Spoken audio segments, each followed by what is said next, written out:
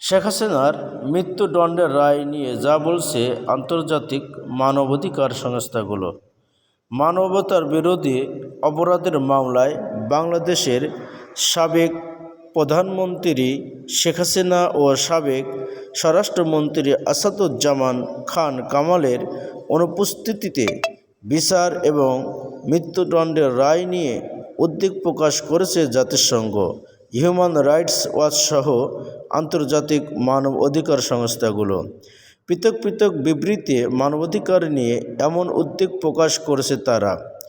Human rights ওয়াচের বিবৃতিতে বলা হয়েছে, দুইজনের অনুপস্থিতিতেই বিচার করে মৃত্যুদণ্ড দেওয়া হয়েছে এবং তাদের পছন্দের আইনজীবী দেওয়ার সুযোগ ছিল না, যেটি গুরুতর মানবাধিকার উদ্বেগ তৈরি করেছে। অন্যদিকে জাতিসংঘের মানবাধিকার কার্যালয় এই মৃত্যুদণ্ডের রায় বিরোধিতা করেছে, কেননা দীর্ঘদিন ধরে এই ধরনের সাজা বাতিলের আহ্বান জানিয়ে আসছে জাতিসংঘ। একই সাথে তারা বাংলাদেশের ন্যায় বিচারের প্রতিষ্ঠার উপর গুরুত্বারোপ করেছে। তবে এই রায়কে ভুক্তভোগীদের জন্য একটি মুহূর্ত বলে উল্লেখ করেছে জাতিসংঘের মানবাধিকার কার্যালয়।